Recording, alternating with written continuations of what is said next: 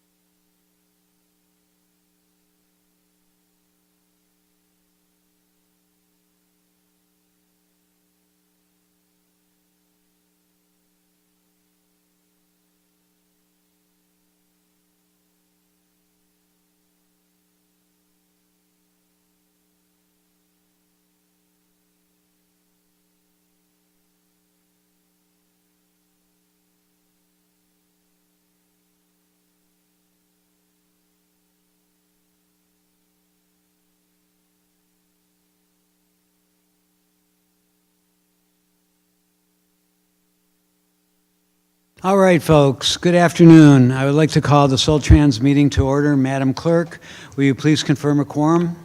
We do have a quorum. Thank you. At this time, we will recess into closed session to discuss personnel matters, the Soltrans Executive Director's performance review. The regular Soltrans meeting will commence when we return. You don't have to have any community input? No, Okay, good. not right now. Let's adjourn.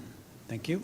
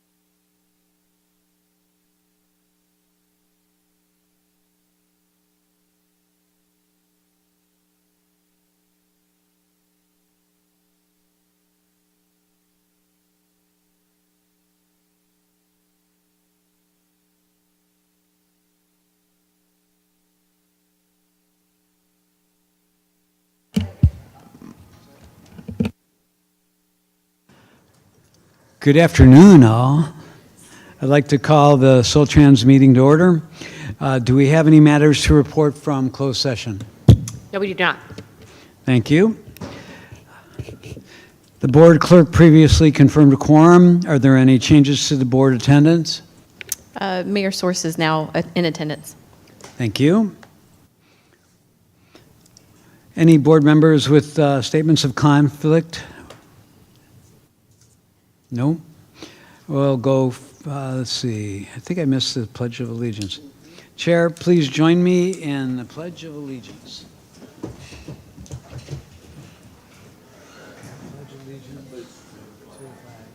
United States of America.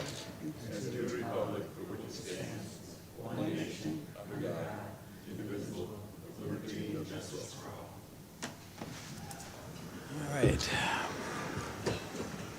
We've confirmed quorum. We've confirmed that there are no statements of conflict from any board members. Unless there are any additions, deletions, or objections, I will move the approval of the agenda. Are there any amendments? Nope. Move to approve. All in favor? Aye. Any opposed? Motion passes unanimously. Thank you. Opportunity for public comment. This is the opportunity for the public to for public comment on any matter not on the agenda but within the subject matter jurisdiction of the Soltrans board. Soltrans' board welcomes public comment on matters within our jurisdiction and authority, but strongly denounces hate speech, obscenity, and disruptive behavior in meetings. Disruptive individuals will be admonished and removed from the meeting pursuant to the Government Code Section 54957.95. We ask for members of the public to ensure their remarks are within the jurisdiction of this board and to refrain from making hateful or obscene comments. Manny, could you please start our sign-up clock for public comment? Madam Clerk, will you read the following public comment notice? Thank you, Chair Scott. Members of the public wishing to speak may sign up at the kiosk in the back of the council chamber. Public attending by Zoom may click the raised hand icon, and those dialing in by phone may press *9. At the conclusion of our 2-minute sign-up period, in-person speakers will be called up to the microphone first, followed by those wishing to comment on Zoom or phone. While this is the opportunity to comment on matters not on the agenda, there will also be opportunity to comment on any item on the agenda at the time that those items are heard. Thank you. Manny, do we have any persons wishing to speak under general public comment? Thank you, Chair. Currently do not have any members of the public signed up for this particular item, either in person or online. There are 30 seconds left on that timer. Feel free to wait for that timer to conclude, or if you want to carry on with the agenda, I can let you know if anyone signs up at the conclusion, if you would like. Okay, just tell me. We're ready to go. We will now move to the Executive Director's report. Beth Cranda? No report this month. No report. Proclamations and presentations, the best part of my job. So I'm going to move over there. I'm sorry? Okay. State legislature update. Okay. We will move to 7A, state legislative update. Michael? Sorry.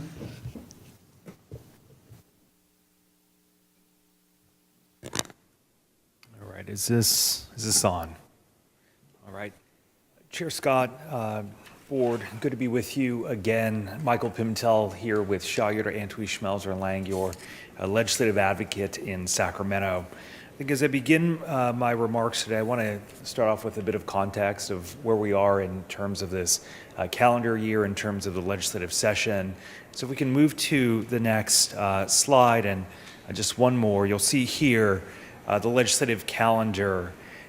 We did have the state legislature conclude their work on September 13th. That was a day later than was anticipated, and that is because there were several major items that were before the legislature this year that were not handled until the very end of legislative session. One of those items we'll be going into a bit more later today. I'll note for you that this Monday, Governor Newsom ended his bill signing period in the final weeks of the legislature.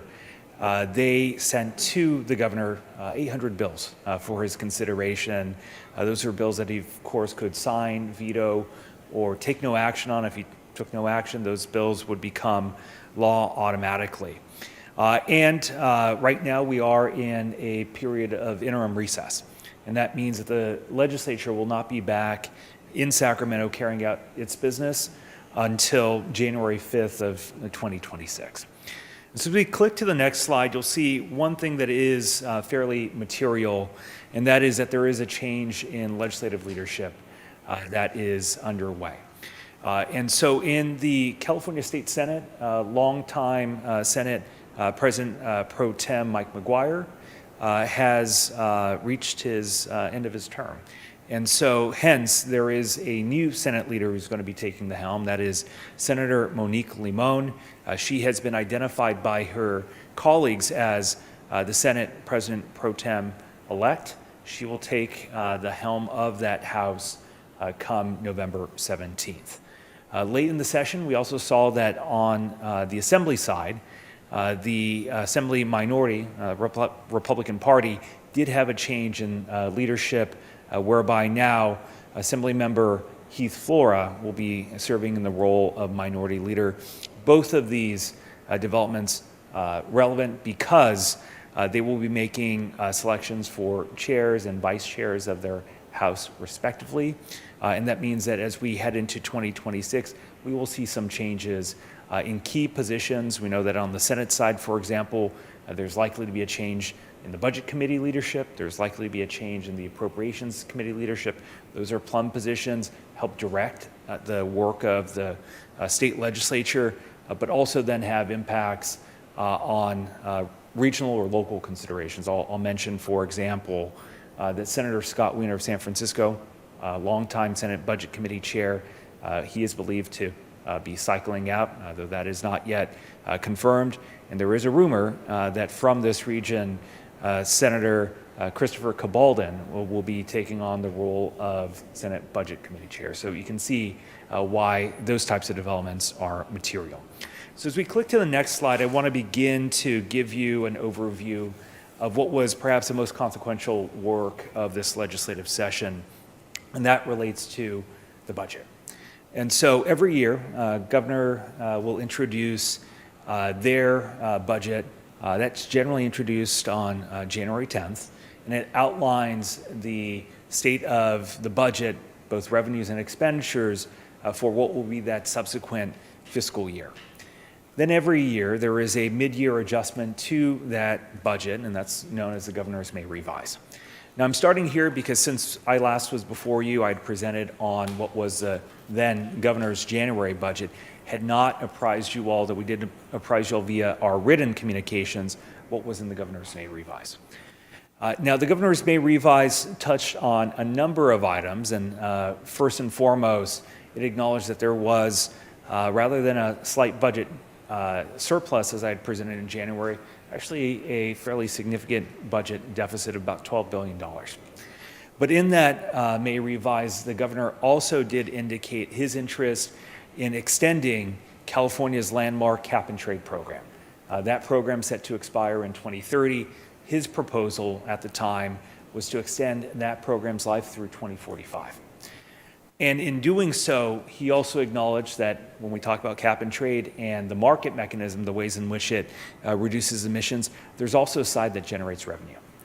And he had suggested here that there be a full reset of the cap and trade expenditure plan beginning in the fiscal year that we are now in, fiscal year 25-26, and that those revenues should be directed first and foremost to the high-speed rail project at $1 billion guaranteed level, and to CAL FIRE at a $1.5 billion level. And he suggested that all other historic investments, whether they were one-time or ongoing, become subject to negotiation with the legislature. That is material for this agency because that would have impacts on programs that you get via formula like LC-TOP. Would also impact those programs that you can apply for major capital projects like the Transit and Intercity Rail Capital Program, TIRCP. And so with this, and as we click to the next slide, you'll see that there was quite a lot of concern that was raised by folks in the transit industry.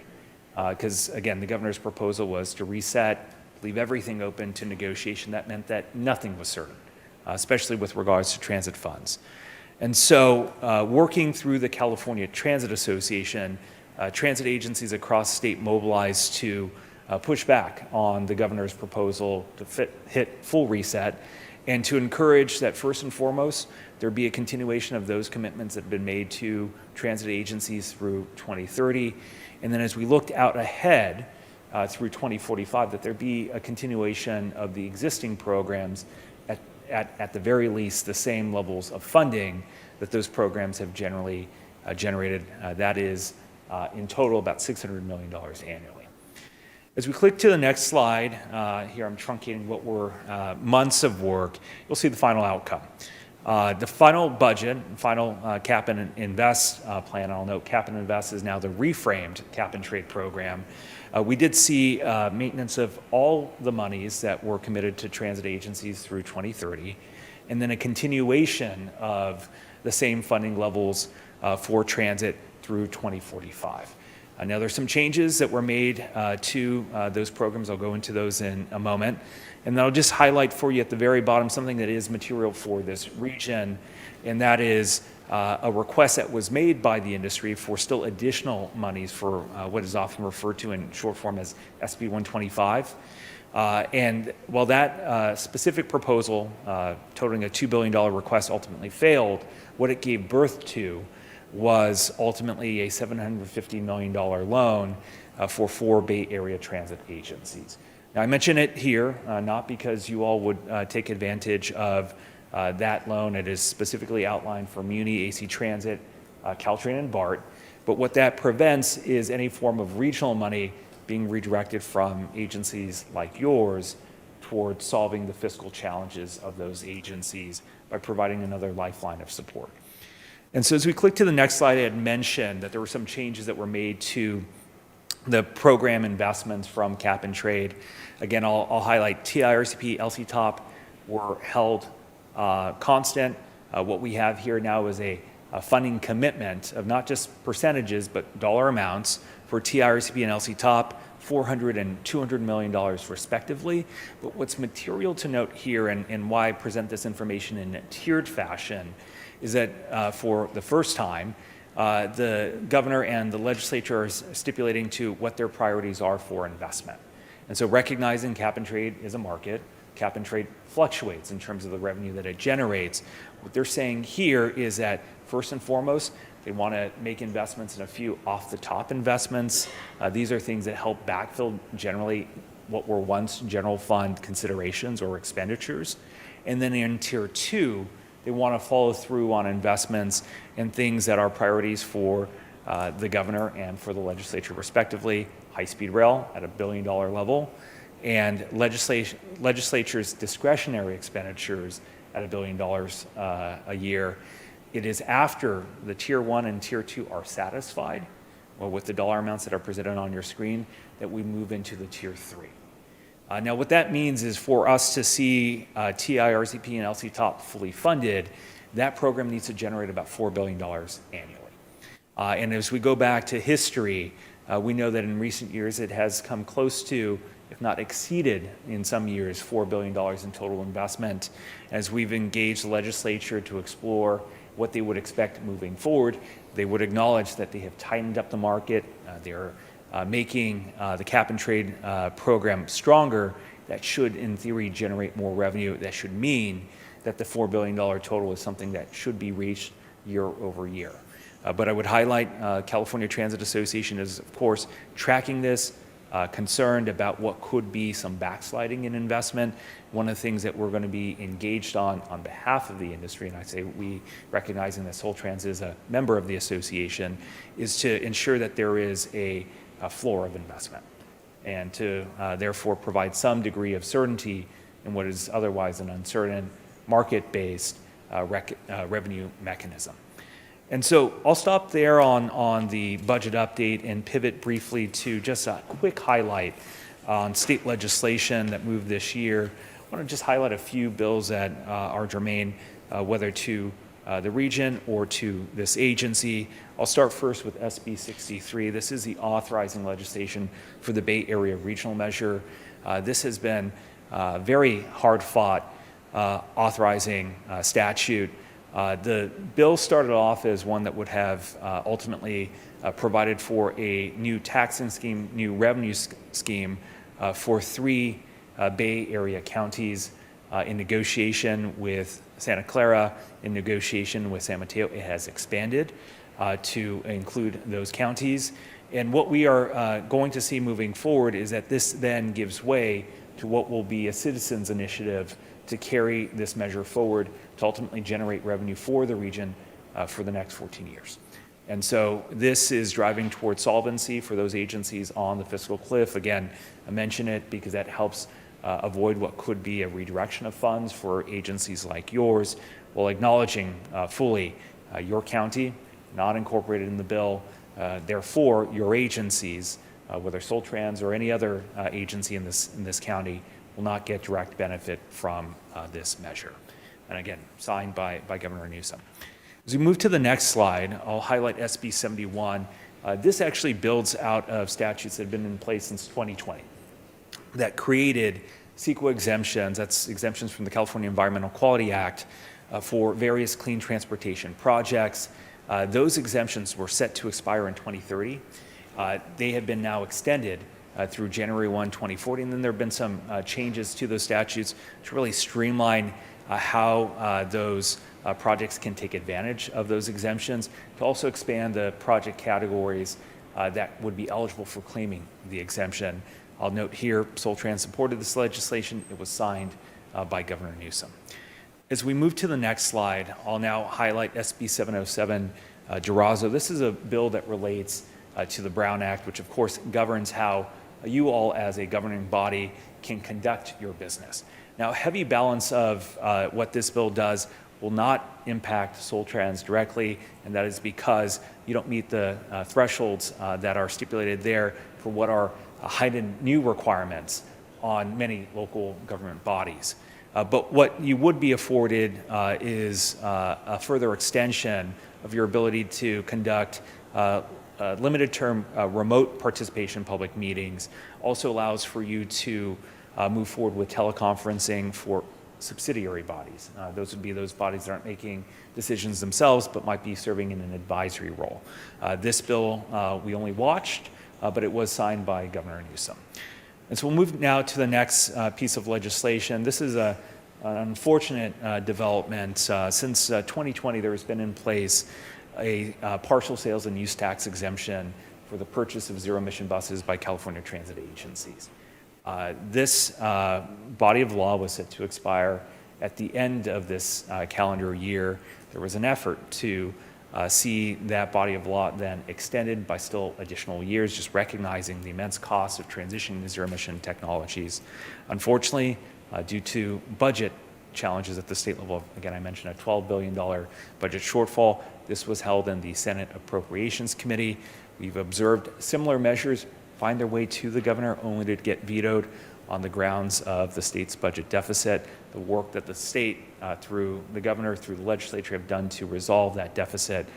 This is going to be something that is revisited next year with the hope of bringing this back online. So as we click to the next slide, I've got just two final bills to cover. One is AB 394. I'll just mention this with particular note as it is a bill that was led by your Assemblywoman, that's Assemblywoman Lori Wilson. This bill addresses transit safety.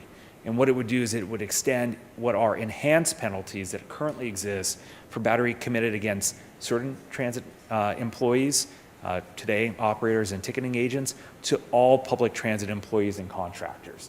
And this just says if there's violence against any of these employees, you can pursue heightened criminal penalties against these individuals. It also gives you the ability as an agency to seek temporary restraining orders against individuals who may be offenders against your operators to ensure that they remain off the system and are no longer a threat to your operators or to the traveling public.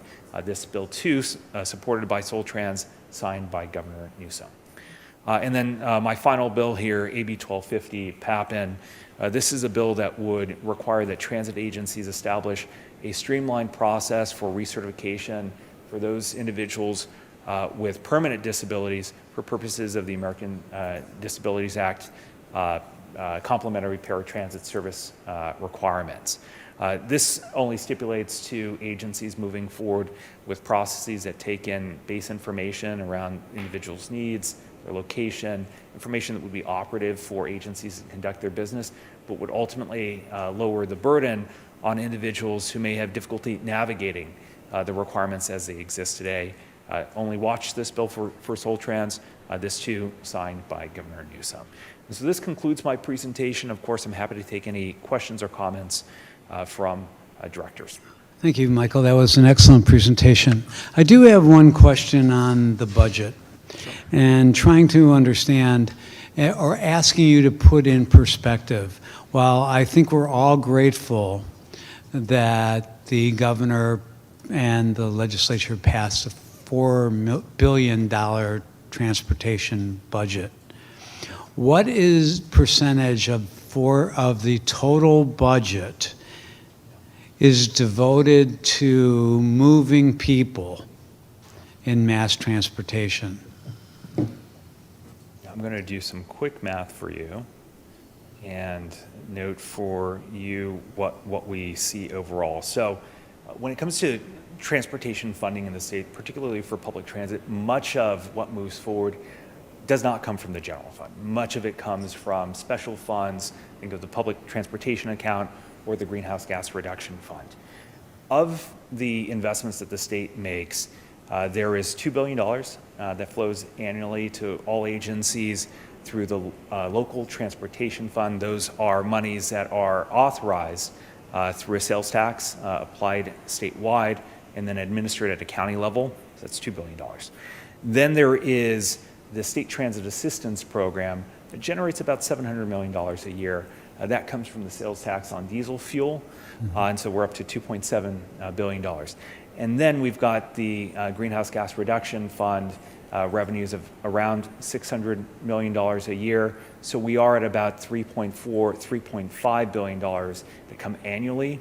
The $4 billion that you note are monies that did come from the general fund, ultimately got supplemented with some money from the Greenhouse Gas Reduction Fund, but those were short-term in nature, one-time monies that exist only for the 5 years, and it's 5 years for the $4 billion inclusive.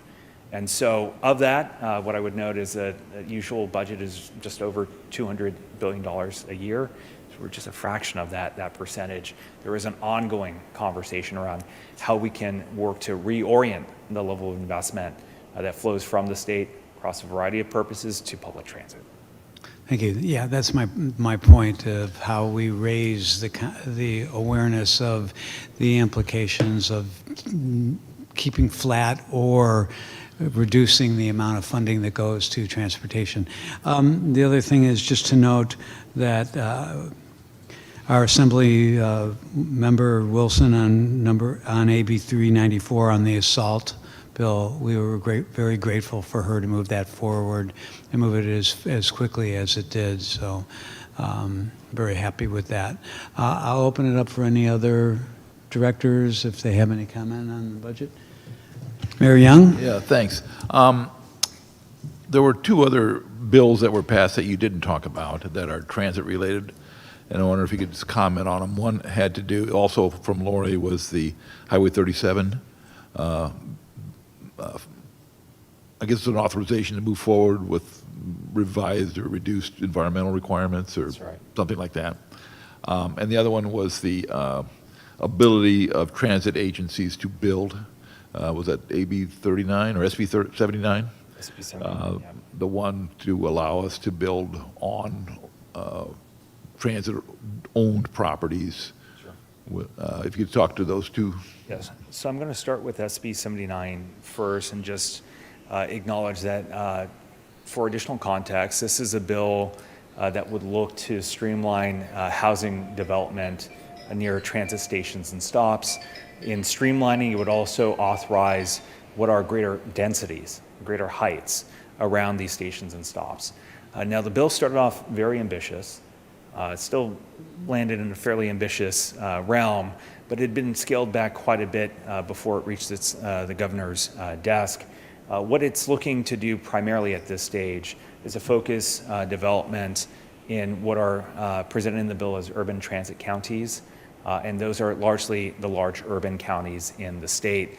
The threshold for that determination is 15 or more rail stops. And so in this case, it would be our contention that Solano County does not qualify for the streamlined development processes that are stipulated in the bills, but counties like San Francisco, Los Angeles, Orange County would be brought into that bill. What that would then do would say that if you meet certain thresholds for service, and it's a heavy focus at this stage on rail service, then what would be authorized is within a quarter mile or within a half mile of those stations, you would be permitted to build higher densities without a need for a local governing body to review, intervene, and offer feedback or veto authority over that development. And so this is one of course, we did track on a broader level, but this is one that we do not, at least at this stage, see impact on this county. Certainly we would anticipate that there would be some impacts in neighboring counties that would force greater developments overriding local decision-making. Right, because we do own a piece of property that we could submit for development, but we just go through the normal process of applying to the city and go through the normal development application process. That is correct. Okay. Now, with regards to the Highway 37 bill, I'll be candid, I don't have full knowledge and visibility on all of the parameters of the bill. Do know that it is, yes, looking to streamline what is ultimately this work to rebuild or reset Highway 37, recognizing some of the issues that it's facing with regards to sea level rise and subsidence. And that bill was one that was signed by Governor Newsom, is going to move forward in this next year, meaning goes into effect on January 1.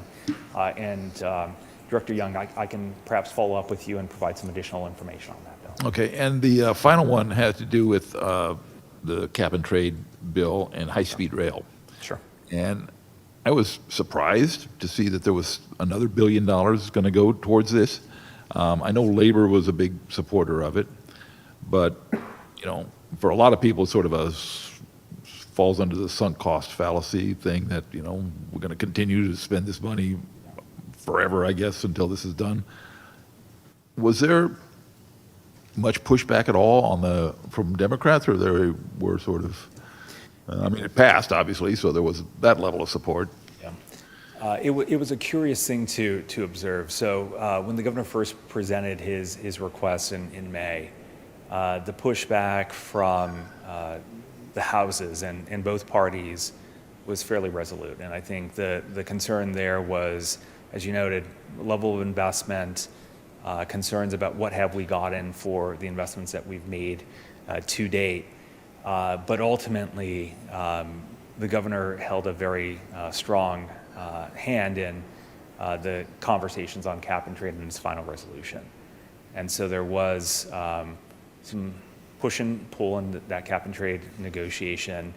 His administration articulated that was their top priority to get done in that cap and trade negotiation. And so it became a non-starter for anyone to support or pursue any form of dilution of that $1 billion investment. That $1 billion investment is what High-Speed Rail Authority has presented is necessary to go out to the private markets and to use that $1 billion to basically securitize an investment that would come on the front end, allow them to make quicker progress on delivery of that system. And there was talk at one point about changing the route where it would come to the Bay Area instead of coming over the Altamont, but go south into San Jose first. Did that change ever happen? Within the most recent business plan, there has been a broader acknowledgement of not simply going north, taking us up to Merced, but building out toward Gilroy.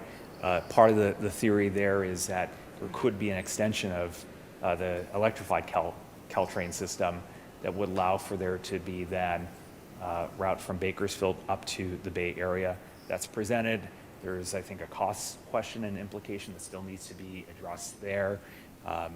Caltrain, their electrification project, hugely expensive. That agency isn't currently identified for any form of additional support to expand their electrification project down to Gilroy. And so that would be something that would have to be wrestled with in future years. All right, thank you.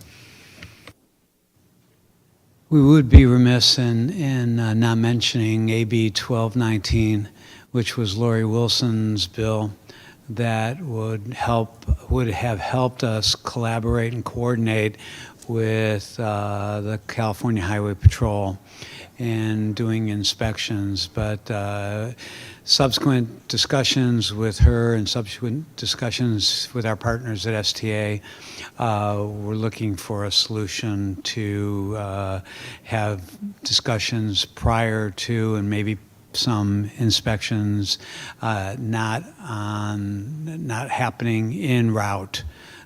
So, thank you. So, Thank you. any other?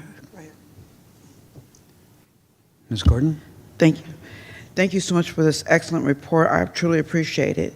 I do have a concern. Can you please explain to me about SB 71 a little bit more in depth? Because I'm very concerned that people are wanting to have exemptions for CEQA, especially since it does prevent, I would say, future sickness or illness. Why hear that people were pushing for this, especially since it's around bus stops and whatnot? For SB 71, the Yeah. CEQA exemptions, yeah. So this bill here is fairly narrowly defined. There's a short list of project types that can take advantage of the CEQA exemptions. Mostly, they're focused on zero-emission projects. And so when I say zero-emission projects, I mean in particular the building of charging infrastructure, for example, to deploy zero-emission buses. There are exemptions for the build-out of things like bus stops, bus-only lanes, things of that nature. Does not apply broadly to all project types. And to the extent that there are implications that could lead to, for example, broader impacts on the community, those were determined in the bill as being projects that have a cost impact of $100 million or more. There are requirements that would require deeper community engagement, would require a development of a business case, and opportunities for heightened public outreach through that bill. And I'm sorry if there's more that I can unpack there. I'm happy to do that. If you could send me an email more to unpack, I appreciate that. Sure thing. Thank you so much. Happy to.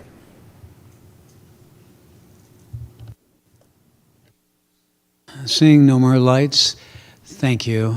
It's always, I'm sorry? No, it's not. Always a pleasure getting the kind of informative information that you provide to us and the support that you give us. We're in a very interesting environment right now, and the more help that we can get, the better it is for us to ensure that we get more than 0.00025. I always appreciate being here, and I look forward to seeing you at the start of next year. Thank you, Michael. Moving on. Now I get to say to the best part of my job. It is the TransDev Annual Employee Awards recognition. Next item. At this point, I would like to invite the following individuals to meet me at the podium. Wasi Amjad. I hope I didn't really hack that. Patrick Sandoval, Johnny Barros, and Rose Llewellyn.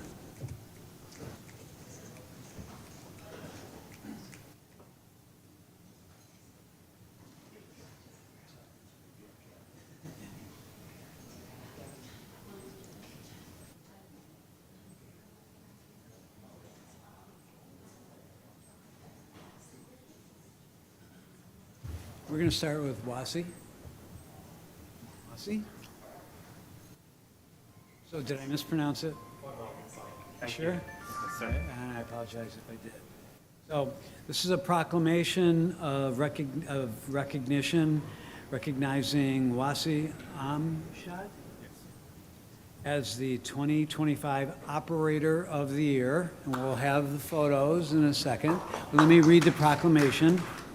Whereas Wasi Amjad began his journey with Transdev in June 2024 after choosing Vallejo as his home upon arrival in the United States in 2013 and making it a true community that he belongs to. And whereas Wasi proudly contributes to the city that welcomed him when he was building a new life, happy to be part of a team that values safety, service, and solidarity, and to help his neighbors get to work, school, to appointments, and back home again. And whereas Wasi believes that safety is paramount and courtesy is essential, his goal during every shift is to ensure passengers reach their destination safely, respectfully, and on time, treating every rider as a special guest in his vehicle and serving them from his heart.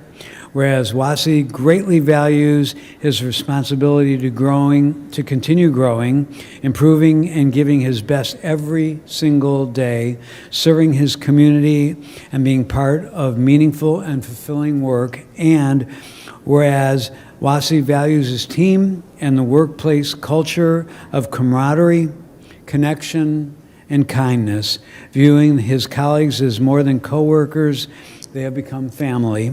Therefore, it is proclaimed on the 16th day of October 2025 by the governing board of the Solano County Transit, Soltrans, for his commitment to excellence and outstanding service to the citizens of Solano County, that Wasi Amjad be formally recognized as the 2025 Operator of the Year.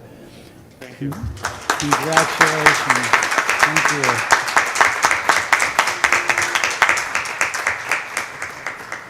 Thank you very much. Thank you for all of your hard work.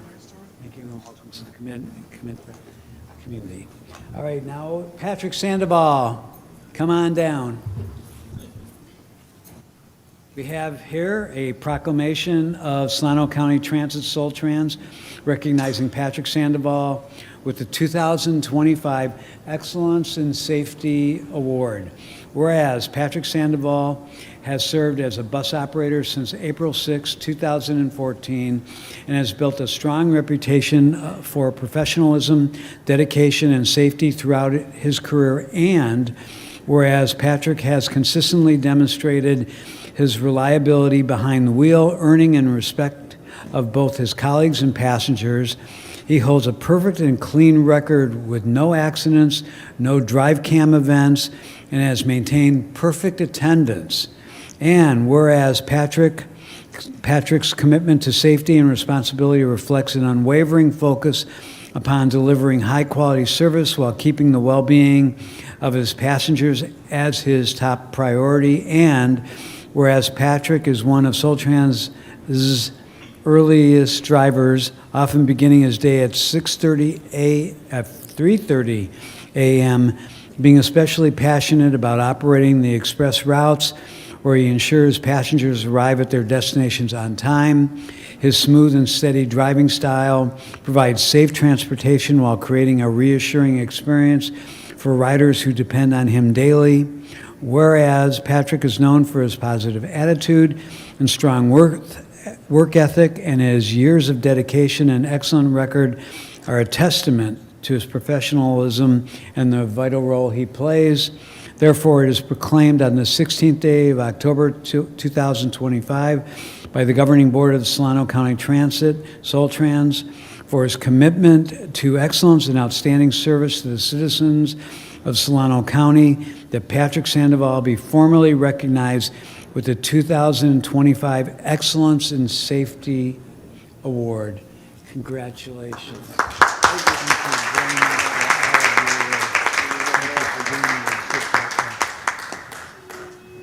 you. Thank you. Next, we have Johnny. Come on down. We have a proclamation of Solano County Transit Soltrans recognizing Johnny Barros as the 2025 Maintenance Employee of the Year. Whereas Johnny Barros has been a dedicated member of the Maintenance Department since January 2006, serving as a utility worker, and whereas Johnny is known for his quiet and steady presence, he consistently completes his work with diligence and professionalism, and his punctuality and reliability have built a solid history of trust with his team, and whereas Johnny is always willing to lend a hand to his coworkers, supporting his team wherever needed, and providing intentional care, to guide and mentor new utility workers during their first 90 days. He plays a vital role in helping new employees transition smoothly into their roles. Whereas Johnny is highly regarded for his attentiveness and sense of responsibility, he recently discovered a firearm left on one of the buses, acting quickly to report it to the safety department, which enabled them to immediately escalate it to the police department, thereby ensuring the safety of both passengers and employees. And whereas Johnny continues to exemplify his dedication through unwavering commitment to his work, quick actions, and leading by example. Therefore, it is proclaimed on the 16th day of October 2025 by the Governing Board of the Solano County Transit Soltrans for his commitment to excellence and outstanding service to the citizens of Solano County that Johnny Barros be formally recognized as the 2025 Maintenance Employee of the Year. Congratulations. And thank you for doing everything that you do. Thank you very much.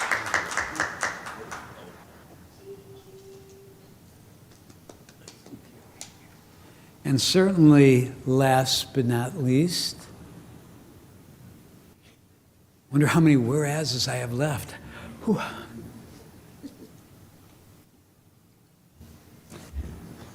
Hello. A proclamation of Solano County Transit Soltrans recognizing Rose Llewellyn as the 2025 Employee of the Year. Congratulations. What a wonderful award. Whereas Rose Llewellyn has served as an invaluable member of the Customer Service Department since joining TransDev on May 9th, 2022, and whereas Rose plays a key role in supporting paratransit passengers by assisting them with booking rides and ensuring that every interaction is handled with the utmost care and professionalism.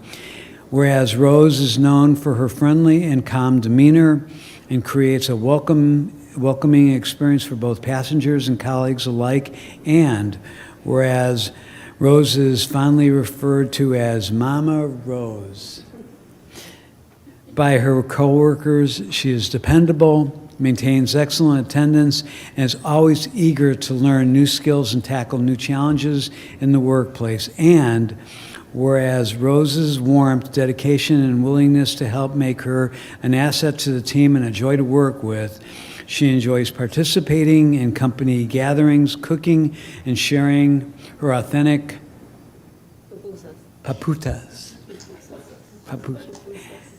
Remains an active participant in the workplace community.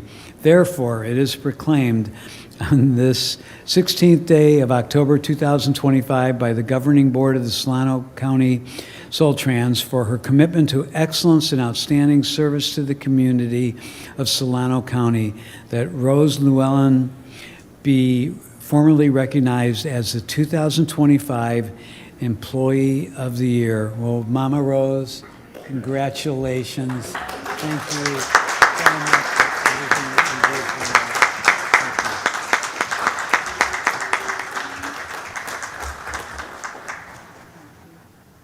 Thank you.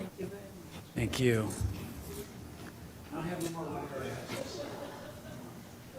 Are they going to take a picture here? No? No picture? But the best part, No picture up here, I guess? I'm sorry? Don't take a picture up here? No, we don't normally do that. Thank you, though. Do we have any board directors that would like to make any comment? Do we have any public comment on this, Manny? Not at this time, Chair. Thank you. Summer intern. We're now going to have a presentation.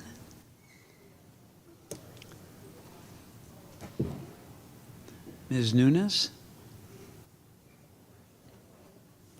Good afternoon, Chairman, members of the board. Next slide, please. My name is Maria Cristina Prado Nunez, and I am a current high school student, attending MIT Academy High School and a proud intern at Soltrans. When I first started working with Soltrans, oh, go back. No, that's okay. When I first started working with Soltrans, I was only a volunteer. At that current point in time, I was taking an applied civics course, which required me to get involved in a community project that would positively involve the community.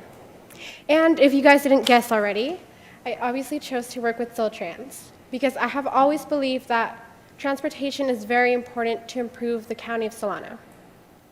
During my time as a volunteer, I did lots of public outreach events, sometimes at the second Friday of the month, events which are held at VTC, and I even rode the bus at times to inform other riders about changes in the bus schedules. I guess I probably did something right, because otherwise I wouldn't be here, you know? Next slide. As a summer intern, I contributed heavily to Soltrans. I worked with back to school night events and at farmers events, which were both at Benicia and Vallejo. And I even did second Friday of the month events, which again are held at VTC. During these events, I did lots of translation for the Spanish-speaking community because that way I could make transportation more accessible for the public. Furthermore, I worked on a couple of admin projects such as proofreading schedules and proofreading the COA meeting notes. As a Soltrans intern, I have learned a lot, which I extremely value, and this is why I will continue my internship with Soltrans until I graduate high school. During this time, I will be working on COA implementation, holiday outreach, and youth engagement. And although I do not plan to continue working with Soltrans after high school, I will always have all of the knowledge I have learned with Soltrans. Soltrans has given me the opportunity to feel like my voice matters. And this is why I want to be an attorney in the future.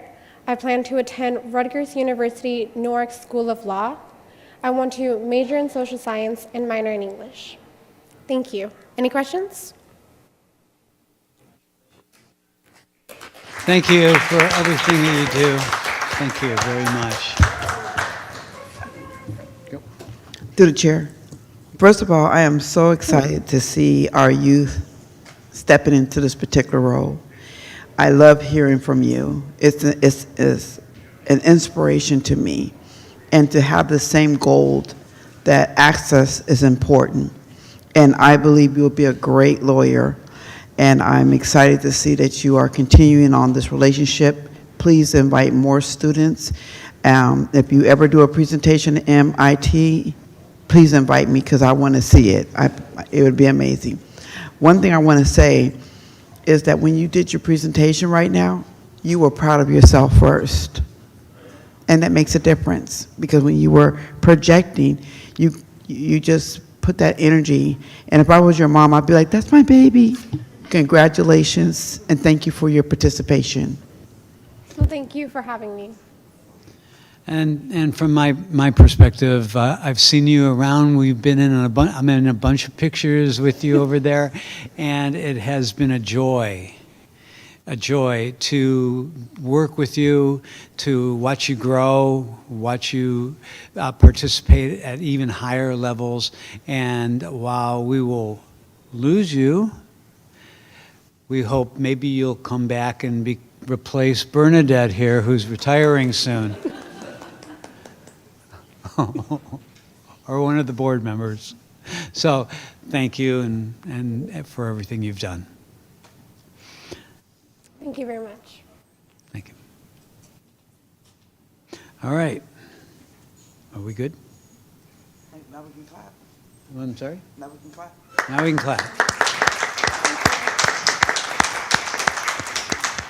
Thank you. Now do we have any members of the community that want to make public comment?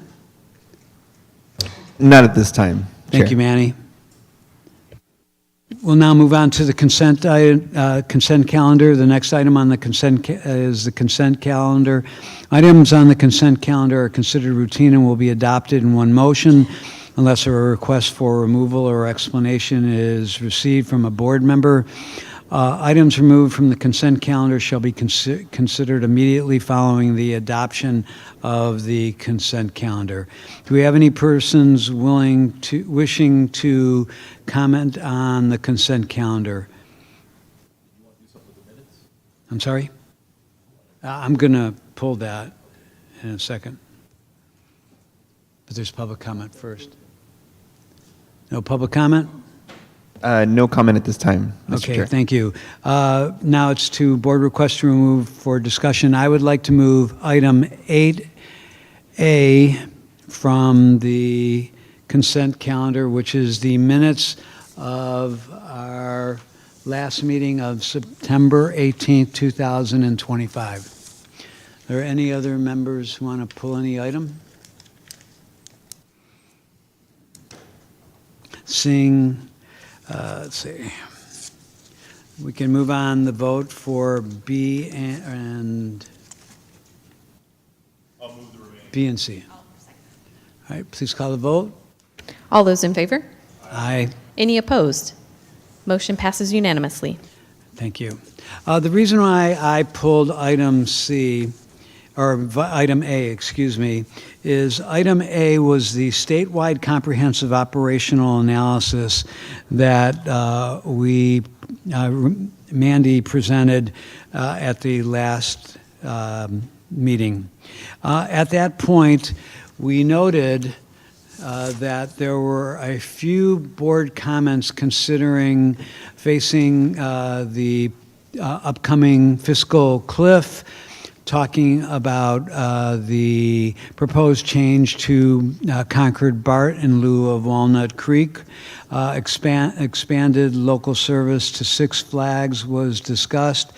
And then there was a statement in the second to the last bullet that said, direction was provided to staff to navigate strain that could result with regional partners once the board approves the COA, noting it is incumbent upon regional partners to decide in a timely manner if they want to continue in this partnership. But Soltrans must move forward with the COA in order to address a fiscal cliff.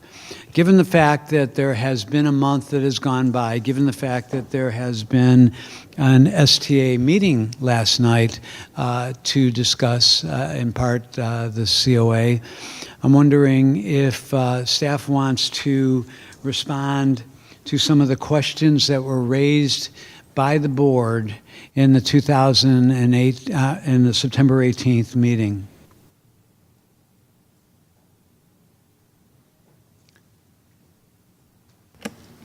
Do you want me to go point by point? Point by point, please. And Mandy, we might need your help as well.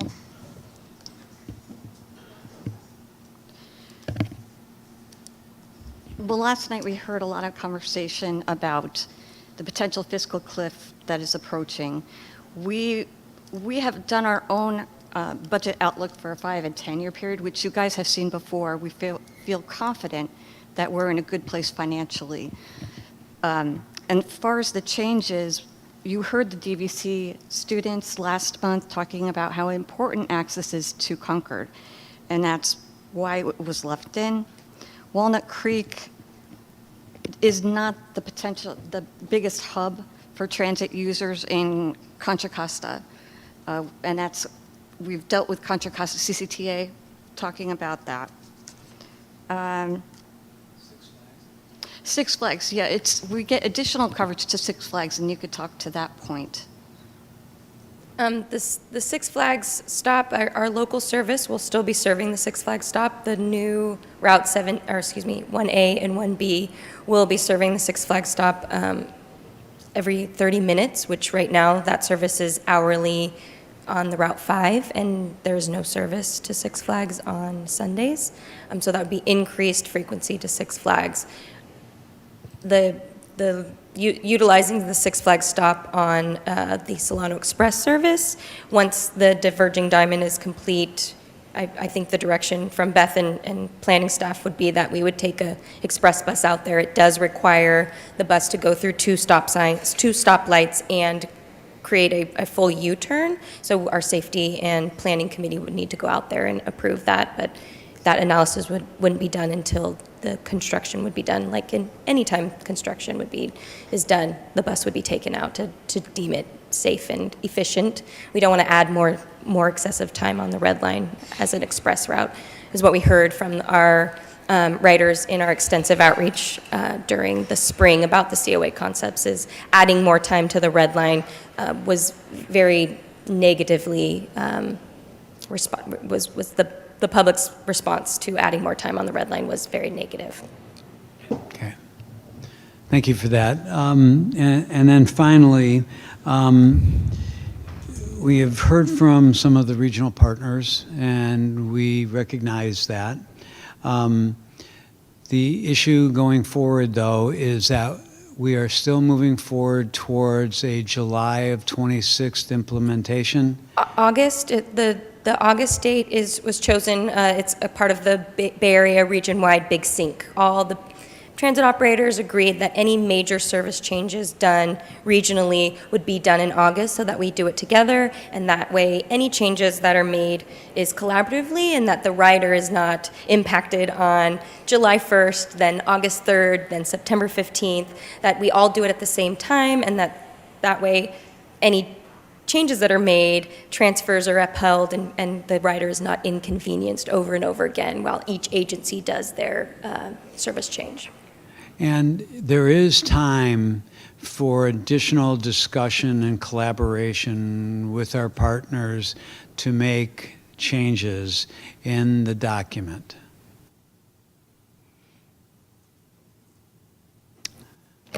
There is time for more discussion, for sure. As far as major changes, I'm not sure about that. It might add more time to the project, but we're open to the discussion as we were directed last night. Right, and that's my point, that Yep. we are open Yep. to further discussion, amending potentially the COA based on when we'll hear in board comments, or we might be hearing it right now, of some changes that happened last night, or suggestions that happened last night. Supervisor?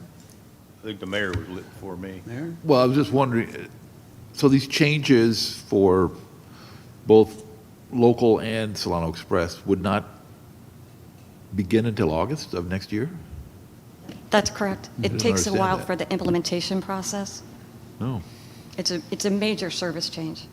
understood. I thought that we were moving a little faster than that. No. Okay, thanks. What I wanted to ask is that, so there was some decisions made for STA last night. This is a different board.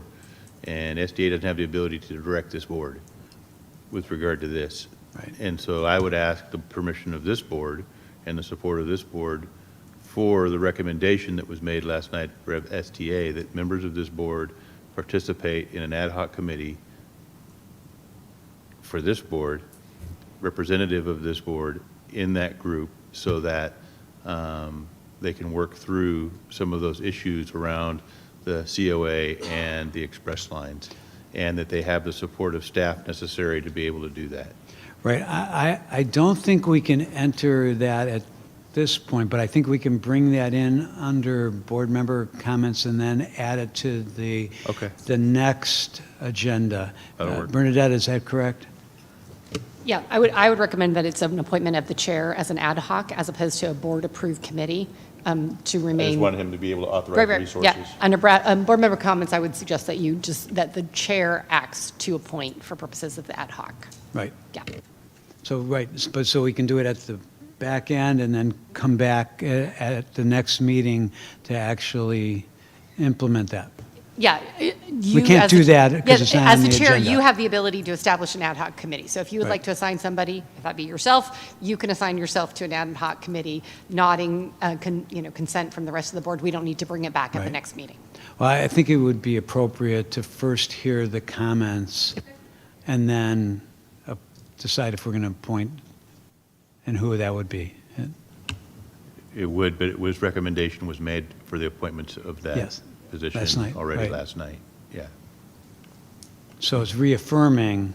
correct. The So- participation. of Right, those so individuals. we'll need to bring that up as a reaffirmation, and we can't do that unless we agendize it, right? Or no, since I can do it, so I will reaffirm. Okay, you'll bring it up and then I'll reaffirm. Complicated, no whereases on that. Okay, so, I'm sorry, please? Please. Thank you. Is something happened for ad hoc on the 20th of, that has to do with us or no? Was that an old calendar thing I need to delete? Okay, great. Just want to make sure. Thank you. Alrighty. Move to approve 8A.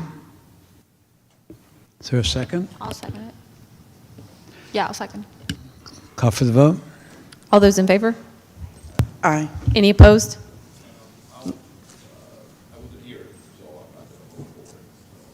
You're going to you recusing? Motion passes unanimously with one abstention from Mayor Young. Thank you. Now we're going to move on to the regular calendar. Action items, we have none. Non-action informational items, we're going to move on to 10A, the systems performance report. Myron? Good evening, Chair and members of the board. This is the fiscal year 2026 quarter one system performance report. And we'll begin with productivity by discussing trips and hour-based metrics and ridership and passenger metrics. In quarter one of this fiscal year, every line saw an increase from quarter one of last fiscal year. The only exception here is the Route 17, which saw a decrease of 21%. And we're not sure why it decreased, but we are exploring some different external factors as to why this may have happened.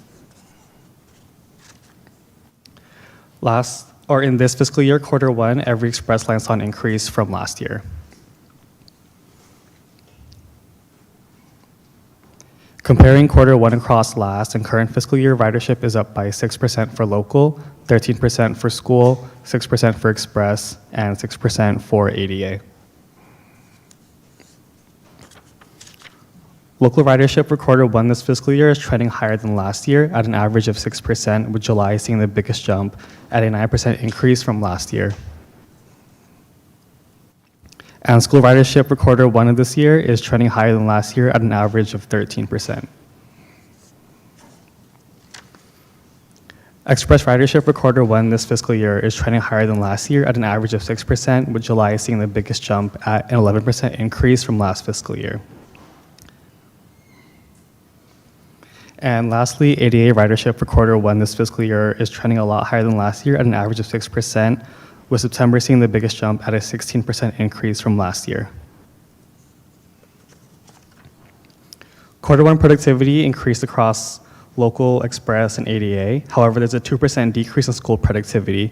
And as noted in the beginning of this presentation, the 17 did take a decrease in ridership, which affects the overall productivity.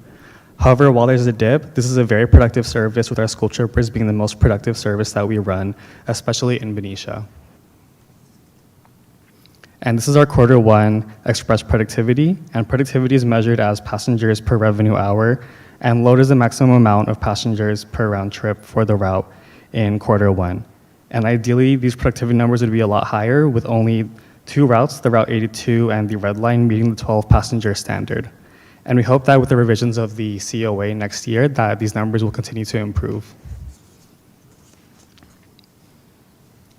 And of almost 36,000 scheduled trips in quarter one, 115 were missed, with 69 on the local, 1 on school, 44 on express, and 1 on ADA. And this total missed trips accounts for 0.32% of the quarter. Looking closer into missed trips by routes, we can see that the local routes as a whole decreased by 56 trips, which is a 44% improvement from Q1 of last year. And looking closer into missed trips by route for express routes, we see that this decreased by 17 trips, which is a 28% improvement from last year. Next, we will move on to discussing performance metrics by looking at the on-time performance and customer service. Q1 on-time performance is strong in comparison to where we were at this time last year. The average on-time performance this quarter was 71% for local, 72% for express, and 71% for ADA. There was a significant increase in August for ADA, and express has exceeded its contract goal every month of this quarter, and we will continue to work with our operators to ensure that we keep on improving. Our call center is operated by 5 customer service representatives at a time, and in Q1 received approximately 10,600 calls with an average of 115 calls per day. On average, customer service answers calls in 8 seconds, and the average hold time for customers is around 1 minute and 20 seconds.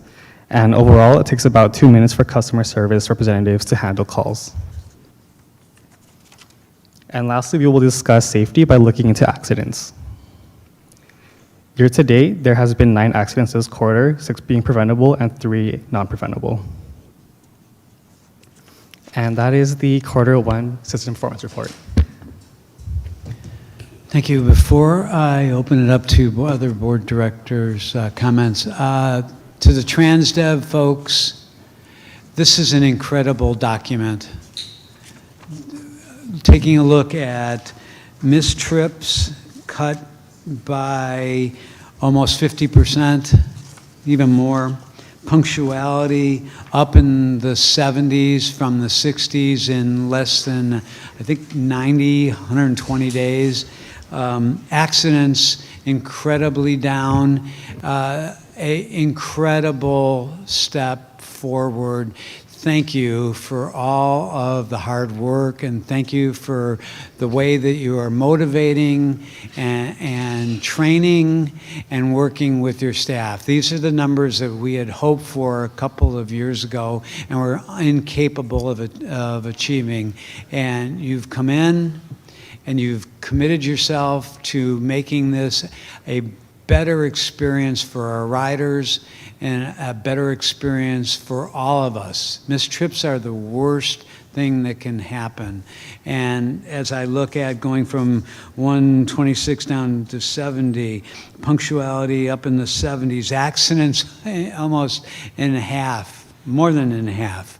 So I just wanted to thank you for that. And I know that it just doesn't happen. You don't just go to the barrel of pixie dust and spray it on top and all of a sudden things are better. So truly appreciate all the work that you're doing and obviously all the work that staff is doing in order to collaborate with you and work with you and work with them to get to these numbers. And so outstanding job. Thank you so much.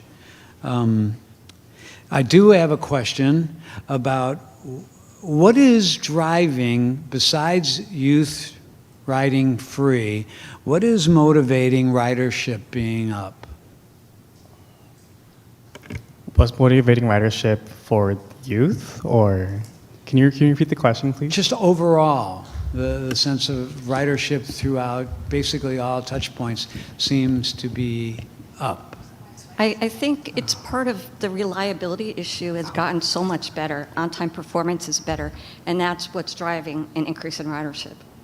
So you're saying if we deliver on our promise of picking people up at the right time and getting them there on the right time, that's going to lead to increased ridership? Correct. Wow. Thank you. Mayor Young? A couple things. I understand we got a new face here. Normally Ronald does this. Is he on vacation or he's... He's out of the office at this time. Okay, he's still with us though. Oh, yeah, he'll be back next week. Okay. Along the same lines, on the missed trip actually just a late arrival, or is it doesn't happen at all? Missed trips includes anything that was later than 15 minutes or if it was actually a missed trip. So if it was But- within, Can we distinguish between the two of them? Do we keep that kind of information? it's actual missed trips. So they just never show? Yeah. Do we have data on, and that's where the punctuality thing comes in terms of late trips? Punctuality would include missed, late, on-time trips, everything. And I think we also do keep data on trips that were just missed. Because this ties into the STA program of Guaranteed Ride Home, where they provide a Uber or Lyft to people who, when the bus is more than 15 minutes late. This is a matter of discussion at the STA board, whether that's a reasonable thing to continue at what level. So it's important, I think, for us to know how many not missed trips, late trips, more than 15 minutes late. And if I may, Mayor, the late trips were never part of the Guaranteed Ride Home. And I think STA made that correction, that if a trip is truly missed, you could get a ride, but not if it's late.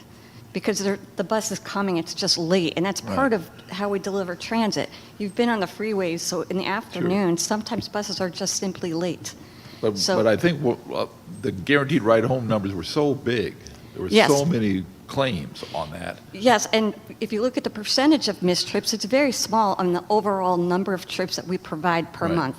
Less than And- 1%, sure. Yeah, that was our point in the whole program. There were no guardrails on that program, and they were supposed to be doing their own homework on that. But at this point, we're not missing trips, and the program is still expensive. And you're saying that the Guaranteed Ride Home is only for a missed trip, not for a late trip? That is correct. That was And how is that a change at they- STA level? When they first introduced that program, it did not mention late trips at all.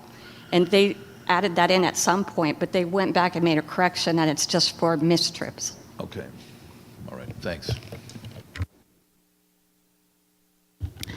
Thank you so much. I'm very proud of everyone. You should be very proud of yourself. I think you deserve a clap because I do agree. So let's give you a clap.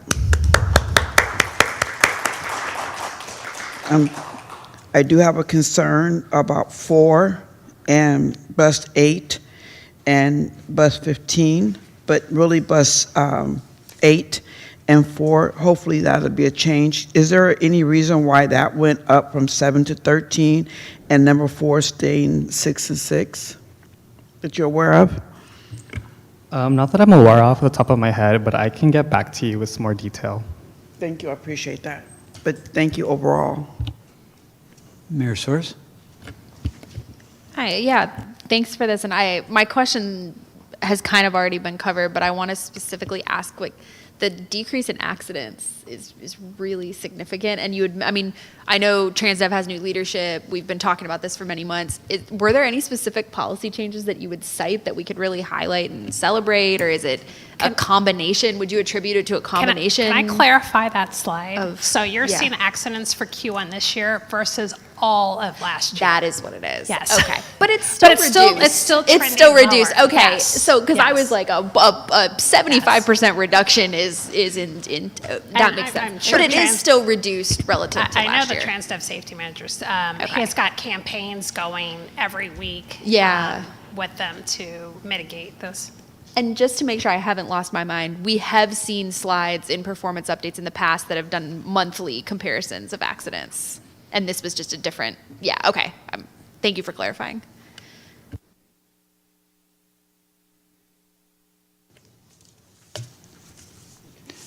Would TransDev like to come up and make a comment?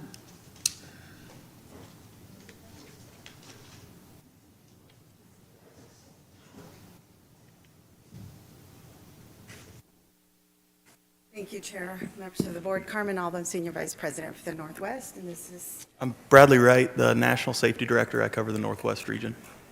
appreciate your comments tonight. We have been working with our local team on the safety action plan that we put together.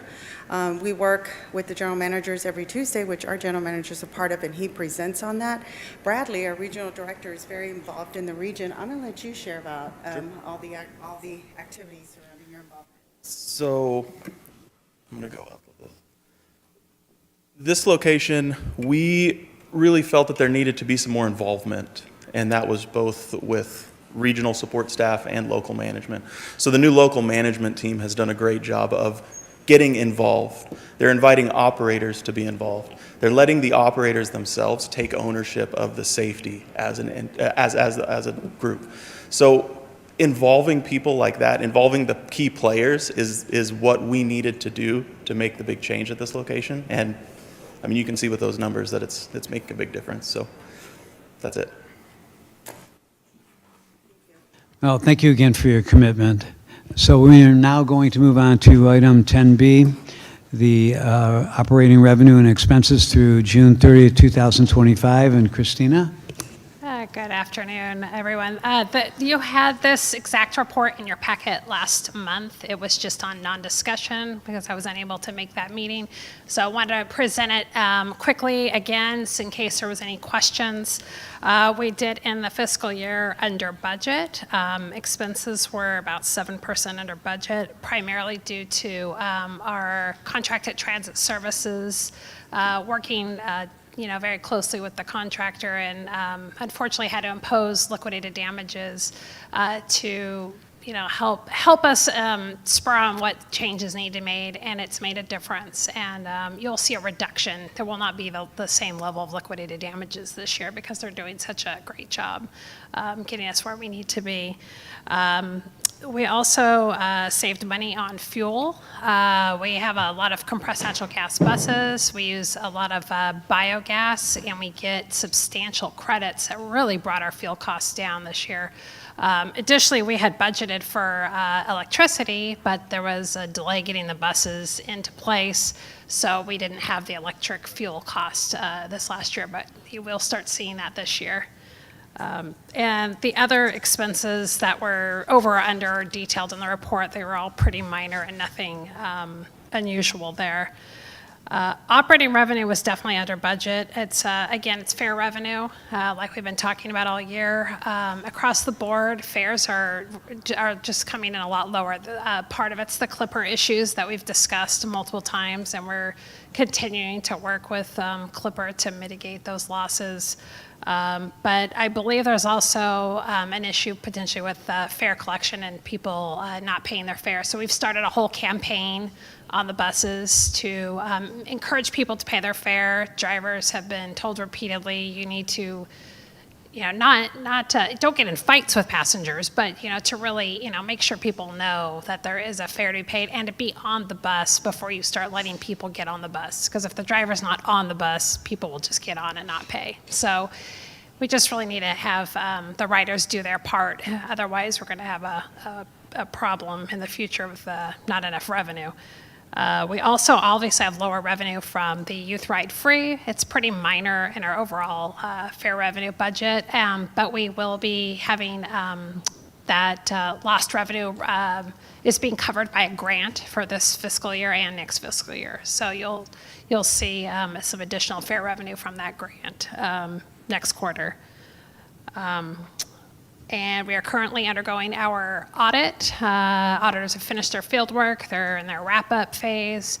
We don't expect any changes to the numbers you're seeing here other than the required non-cash, GASB pension type of entries. But we will bring the audit report back when that's final. And next month, you'll see the first quarter results for the current fiscal year. And with that, I'm happy to answer any questions. I just have one quick question, Yes. and it's basically one word. Clipper.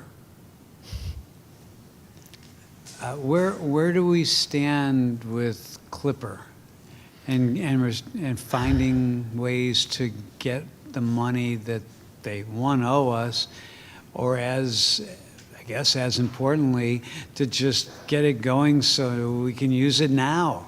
I know. And track track the passengers now so we get credit for this? Yeah, we can have drivers track clipper usage if we wanted to. It's just a very manual process. You're right, if the clipper's not working, the rider doesn't get counted in the clipper system. It is counted as a rider, though, because we have automatic passenger counters, so we're not losing ridership there. We do run reports to see where we've lost revenue. The new reports, the entire upgraded Clipper 2 system is being rolled out. Right now, like we're starting to have access to a whole new reporting system. So as soon as they turn the dial and say, all right, Clipper 2.0 is live, we're going to have a much better reporting mechanism for us to track. But we're a small agency. For us to have to constantly be monitoring these Clipper devices it's very time-consuming, cumbersome process of analysis.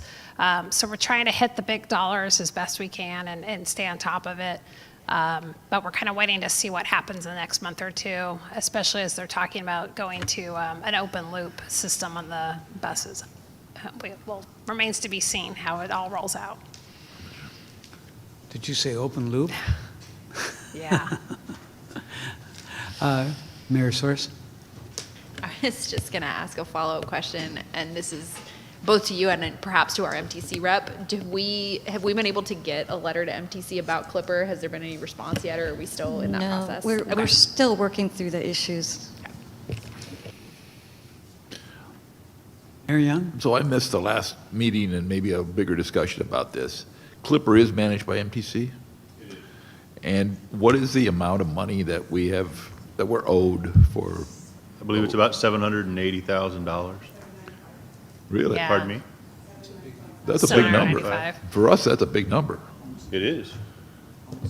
And so somebody at MTC is working on this for us or not? I think that MTC is working on this across the board for more than just this agency. Yeah. And I think to go lead the charge and start kicking up dust, I just need that letter from this board signed by our chair saying, hey, you owe us some money. And then I'll start going and rattling some cages. Well, why haven't we got that out? That seems to be a pretty simple thing. You would think so, right? But it's not. It's extremely complicated to quantify exactly and going back and forth with the data. We've been working on it for months at this point. So we're hoping to have something relatively soon. Well, why can't we simply send them a letter that says we are out at least $780,000? Because if we don't have the data, then I'm just taking a letter over there. I need to go over there with some bullets in the gun, you know. No offense to anybody out there. who might We get did have offended by a that, but I got to go over there. If I'm going to go over there, I need to go over there with some ammunition. And that's the difficulty, is providing enough specific data showing. We had a discussion last meeting about it and decided, we kind of weighed the pros and cons and decided that it would be better to send a letter with very concrete information with a very specific ask to sort of anchor rather than a generic, well, we really need compensation. It was something we kind of talked about and volleyed around. Well, obviously, this should be a top priority, because that's a significant amount of money for us. Okay.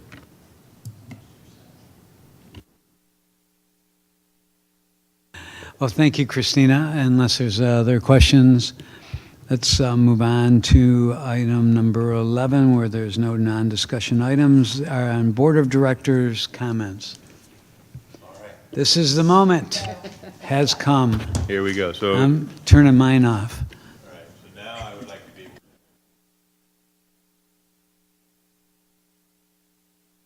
Got it on. I'd like to be able to throw Mayor Source and Mayor Hernandez under the bus and ask that you would appoint them as an ad hoc committee representing this group to be able to participate in the ad hoc committee that is going to be coming from STA. I asked that they were appointed to the ad hoc committee at STA.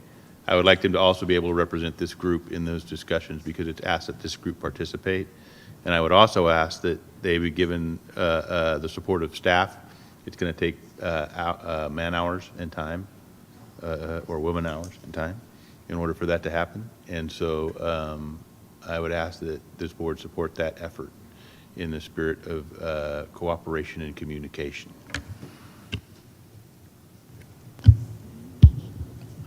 I'd like Okay. to make that a motion. Well, it's up to me. I would reaffirm, I'm sorry. That's okay, no, that's okay. No, I would reaffirm the appointment of Mayor Hernandez and Mayor Source to the STA ad hoc committee to be in collaboration with Soltrans. At the same time, we will look at how it will participate with staff and get kind of a sense of how many hours would be required within reason, obviously.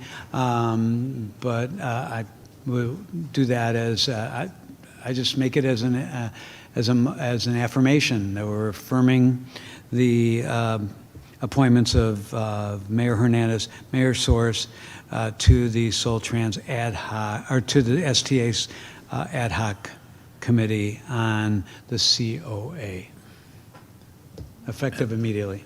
And could I add a couple things? Sure, please. The whole point of your action last night was to not just create this committee, but to get staff in the room with this committee.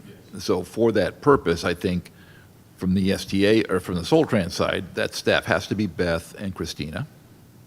And from the STA side, they can, appoint who they want, but I think it's, from my perspective, it needs to be Ron and probably Robert. They can choose who they want to put in there. I don't want to see, the fact that they got so many people, it's still got to be 2 people. And there was some discussion from Mayor Carley last night, well, bring in all the other transit operators to be part of this too. I don't think that necessarily helps the situation. And the last thing I'll say is that there was discussion there also about the fact that there is it's a zero-sum game in terms of the mobility programs at STA, and that the mobility programs take up a lot of money that in any other district would be going to transit. And so that my hope is that this group would also look at those mobility programs at the same time, or call for some kind of an analysis of the mobility programs, because since it is the same dollars that are being attributed to the mobility programs as well as Soltrans, they're sort of in competition with each other. And if you're looking at the fiscal situation of Soltrans, you should at the same time be looking at these 17 different programs and whether all 17 are needed. And because STA is not going to bring forward something looking at their own programs or calling for cuts to their own programs. I think if we're going to be fair about this, we should be looking and calling for a review of those programs as well. Yeah. Okay. I agree. And I think that was clear last night, and I think I saw Mayor Carley nod and Mayor Bird and everybody, so I think we're good on that. Okay. So all I would do is reaffirm the Alma and Andrea, as well as Beth and Christina as being the staff members to the group. So anything else on that? Nothing? May I ask if, when we start meeting, we have a neutral place to meet? Okay. Thank you. And other than that, unless there's any other comments, I call for an adjournment. Thank you. 5:28. Ow.